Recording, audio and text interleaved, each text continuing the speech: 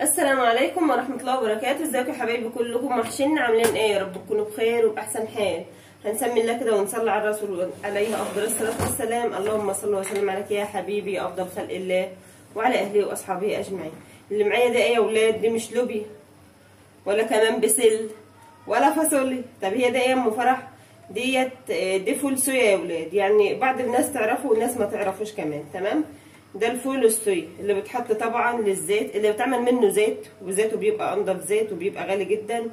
وكمان اللهم صل على النبي بيدخل في علفة الفراخ البيضة. وكمان اللهم صل على النبي بيندرس بحاله كده، شجره بقرونه بحاله بيندرس وعزكم الله للمواشي. طيب هعمل فيه ايه يا ولاد دلوقتي؟ والبني ادمين كمان بتاكلوا يا ولاد، يعني كمان البني ادمين اللي زي حالاتنا كده بتاكلوا البتاع ده، بيبقى صحي جدا. وكمان بسم الله ما شاء الله بيبقى فيه نسبة يعني دسم جدا، فيه دهون كتيرة. بصوا هو بيبقى تقيل، يعني مش خفيف زي اللوبيا كده يعني. تمام؟ يعني انصحكم ربنا يشفينا ويشفي كل مريض يا رب. مرضى الكوليسترول والكبد الدهني يحرصوا منه. تمام؟ لا يا ام فرح، لانه بيرفع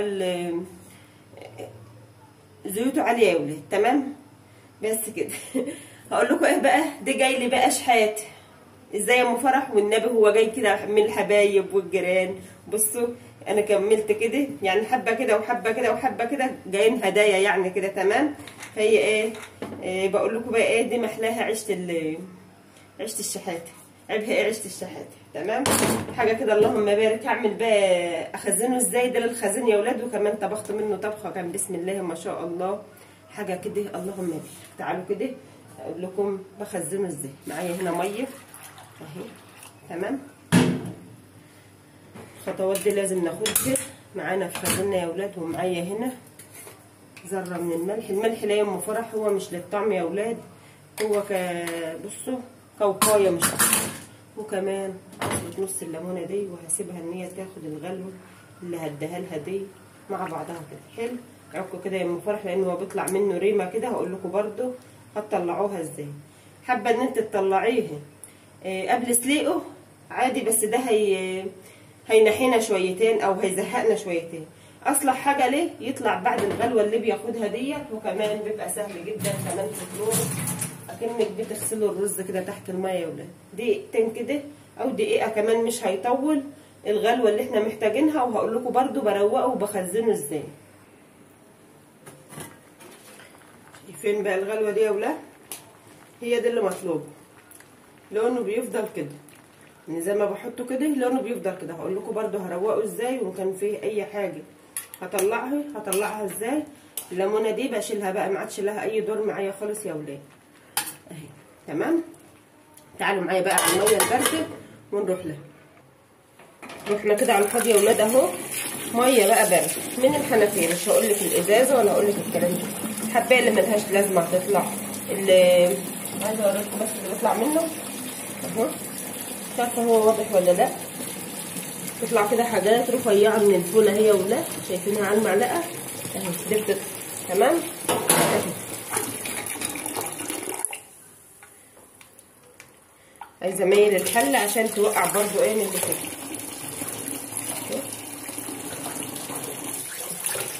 منها بتبرد ومنها اللي فيها ده بيطلع يا ولاد اهو. زي ما بتقلبي كده.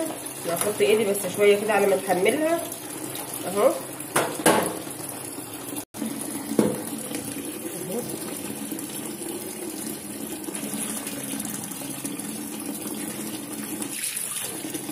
بالشكل ده كده اكنك بتغسلي رز بالظبط اهو.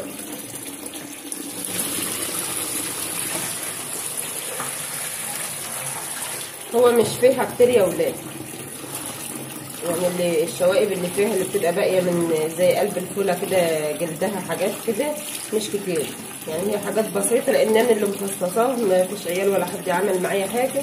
اللي مفصصاه قاعده كده مفصصاه على رواق، لان هو بياخد وقت. تمام اهو. ما تخزنيهوش والشوائب دي فيه يا حبيبه قلبي، لان هو ما بيبقاش حلو. كل ما يكون الحاجه رايقه معاكي كل ما يكون احسن وانضف. شايفين اهو حاجه كده اللهم بارك. يبقى بقى في الطبيخ ازاي يا ولاد؟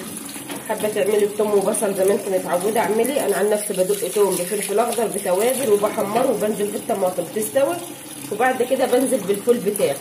لو هتطبخوه مباشر لابد عن الغلوتين دول يا حبيبه قلبي، وهو في اول زرعه كده ما بياخدش سوا. تمام. وكمان برده بعد خزينه مش هياخد معاكي سوا، لان هو اتحفظ على الغلوتين دول، لا هيجلد معاكي في الفريزر ولا كمان هياخد وقت معاكي في السوا. تمام. يعني بكتره نص ساعه كده مع تسبيكه الصلصه، مش كتير يعني ولا حاجه، ويمكن اقل كمان يا ولاد. اهو في المصفى بقى كده بحطه يا ولاد، مش هستناه يبرد لان هو برد من الميه اللي انا حطيتها عليه. تمام. الشكل ده اهو شطفته كويس. بسم الله ما شاء الله بقى يصفى براحه راحته، واقوم ماسكاه. اللهم صل على النبي. هقوم ماسكاه بقى مخزناه. ازاي بتخزنيه اما فرح هوريهولكوا يا ولاد برده قبل ما اقفل الفيديو. اكياس اللبن اللي هي النص كيلو دي يا ولاد حلوه برده في الخزين، وماشيه معايا في الخزين بالطريقه دي كده، وبخزنهم معايا علب بخزن، ما معيش بخزن برده ايه في الاكياس دي. يعني ايه بعملها اكلات صغيره، وفي اكلات بتبقى يعني ايه كبيره شويه على حسب برده ما انت حسب هتطبخي ايه. تمام. اهي يا ولاد بسم الله ما شاء الله، يعني عامله فيها كبير وعامله الصغير برده فيها. تمام. يا رب تقدروا تستفيدوا منه ولو بجزء صغير، واترككم بقى يا ولاد في رعايه الله وامنه، والسلام عليكم ورحمه الله وبركاته.